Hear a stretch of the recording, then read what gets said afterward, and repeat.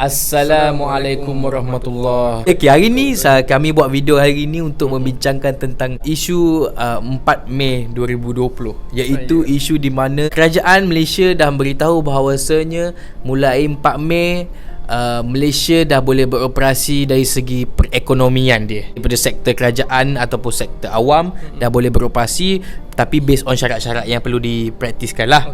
Okay, so perlu ke atau wajar ke benda ni untuk Malaysia? Apa yang kita dah tahu, apa yang korang tahulah, penyakit COVID-19 ni masih lagi berleluasa di Malaysia. Masih belum lagi mati sepenuhnya. So penyakit ni masih ada dekat Malaysia. And then jika kedai-kedai ataupun sektor-sektor ni dibuka semula, adakah ini boleh mengurangkan atau lagi membanyakkan atau lagi bagi impact tiada apa-apa kepada penyebaran penyakit ni? So itu isu yang kita nak bincang pada hari ni lah, Wan. Boleh kau beritahu purata hari ni dah berapa? Okey, untuk statistik saja hari ni mungkin korang semua dah tahulah. Okey, kebanyakan kita mesti alert kan pasal kes yang hari ni. Okey, untuk hari ni saja kes di Malaysia hari ni saja tahu ada 122 kes baharu dengan 52 kes import dalam kategori import, and then ada 87 kes yang dah sembuh dan 2 kematian untuk hari ni. Agak merisaukan sebenarnya pada kita orang untuk besok ni bermula 4 Mei.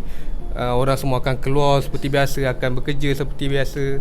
Pendapat kau lah, personally lah. Okey lah, bagi aku lah kan, ini pendapat aku lah. Aku rasa okey, aku faham Malaysia, okey, buat apa tahu korang, Malaysia perlu buka ekonomi ni balik. Atas sebab-sebabnya adalah jika diteruskan PKP ni, mungkin dalam ini kajian-kajian yang aku baca lah kan, jika diteruskan mungkin dalam sebulan lagi PKP ni ataupun lockdown ni, kemungkinan besar negara Malaysia mungkin akan jatuh bankrupt. Ini aku dengar orang beritahu lah, aku tak tahu betul tidak, tapi apa yang aku kaji lah.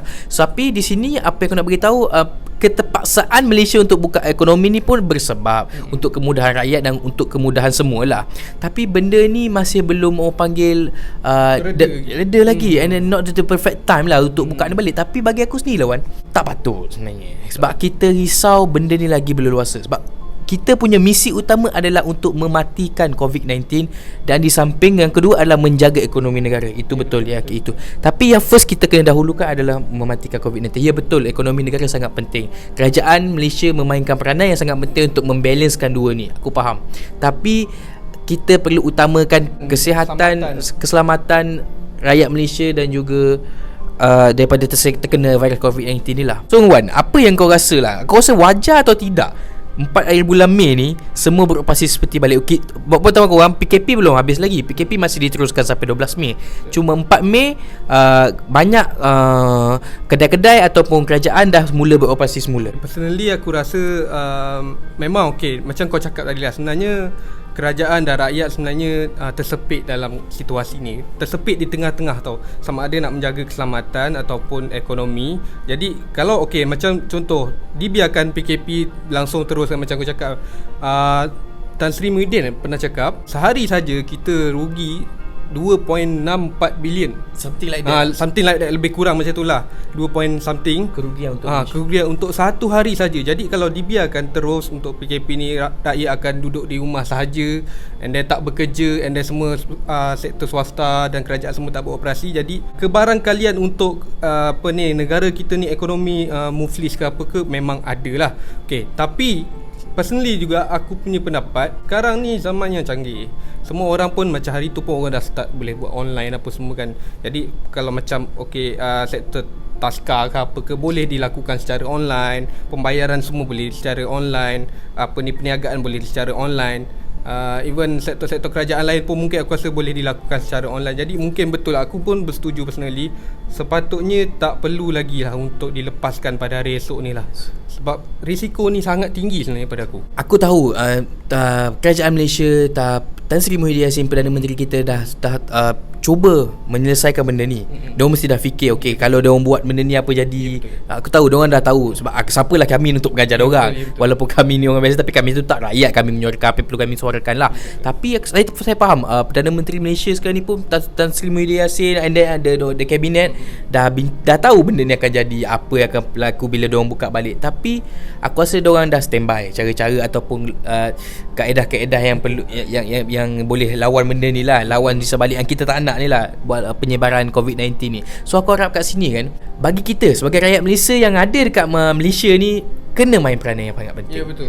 Jangan Walaupun ekonomi buka, walaupun kedai buka, perangai kita kena jaga. Kita kena start the new life or the new norm. The new norm. The new norm. Macam seperti PM kita ada sebut lah kan. Betul macam Nabil cakap, aku setuju. Sebenarnya yang main peranan ni even masa PKP sebelum ni pun, kerajaan dan frontliner kita semua berharap pada kita. Kita sebenarnya adalah frontliner yang sebenar. Even kalau di jalan kan, orang kata bermula pada hari esok ni orang semua bekerja seperti biasa, orang akan keluar apa semua. Tapi setiap SOP dan apa yang dibagi tahu oleh kerajaan kena teruskan, kena jaga kebersihan, kena jaga orang kata apa ni, sanitizer apa tu semua kena pakai mask, social distancing semua apa. Semua tu semua penting lah. Jadi kita juga sebenarnya yang kita apa-apa pun kita juga sebenarnya berbalik kepada kita lah. Aku nak tekan pada social distancing. Kita walaupun semua dah buka balik apa semua nanti, 4 Mei nanti ekonomi dah buka balik, kita dah boleh pergi kedai makan, dah boleh minum kat kedai mamak, tapi ada syarat-syarat ditetapkan oleh kerajaan lah, 2 meter apa semua tu. And then itu kita main peranan supaya ada social distancing tu. By the way, buat pengetahuan korang, tak silap aku dekat Korea Utara ke Korea Selatan? Korea Selatan dorang perata yang kena corona ni, COVID-19 ni tinggi tau. Tapi dorang boleh hapuskan dengan hanya social distancing. Social distance. Dengan social distancing. Korea Selatan boleh buat macam tu, kenapa Malaysia tak boleh? Ini nak menentukan, ini yang korang perlu buat supaya korang pun boleh tunjuk kat negara lain kita macam mana punya perangai. Dorang boleh buat, kenapa kita tak boleh? Itu je. Walaupun mungkin dalam adat kita, dalam adat kita semuanya mungkin social distancing tak kena sebenarnya. Tapi benda tu yang kita perlu buat sekarang sebab this is the new life or the new norm. The new norm. Aku setuju, aku sependapat dengan Nabil sebab apa-apa pun sebenarnya it's all about us lah. Kita yang semuanya dalam tangan kita. It's all about our discipline. Kalau kita yang berdisiplin, kalau kita yang menekankan disiplin, macam contoh yang Nabil dah bagi tadi, dekat Korea Selatan dia orang boleh menangani masalah COVID-19 ni hanya dengan social distance saja. Social distance maksudnya penjarakan 1 meter tu dia orang buat, pergi mana-mana buat. Okay, and then kalau macam korang pun, kalau even kedai makan dah boleh buka pun, aku rasa better kalau boleh masak kat rumah. Bukan tak support. Okay, kalau kau nak pergi beli pun, kalau boleh tak payahlah melepak dekat kedai makan, ambil tapau bawa balik makan kat rumah. Please lah, sikit lagi. Sekarang ni purata terjangkit dah naik balik. So kita kena buat sikit lagi. Buat yang mula-mula kita buat dulu sama-sama ramai-ramai. Elakkan yang lepak apa semua tu, and then bagi dia kurang balik, and then bagi dia hapus. Lepas dia hapus tu guys, kau nak lepak 5-6 pagi 5-6 hari tak balik rumah pun tak apa. Aku tak marah kan. Sekarang ni aku nak keluar pun risau sebab kita semua kena. Tak boleh aku seorang, tak boleh Wan seorang, tak boleh Pak Mat, Pak Duan, Pak Saleh semua tak boleh seorang-seorang. Kita kena semua. Kita semua. Makcik Kia semua. Kita kena satulah benda ni. Dia apa-apa pun atas pada diri kita. Kalau korang rasa korang tak ada kesedaran untuk diri sendiri, cuba fikirkan pada orang-orang yang korang kenal, orang-orang yang kau sayang, orang-orang yang dekat dengan kau. Andai kata engkau lah punca dengan engkau tak mengikut SOP, kau pergi lepak, pergi huah-huah sana sini, and then kau adalah pembawa, and then engkau menyebarkan dekat orang-orang, terkena pula orang-orang yang kau sayang. Cuba kau fikir balik kan.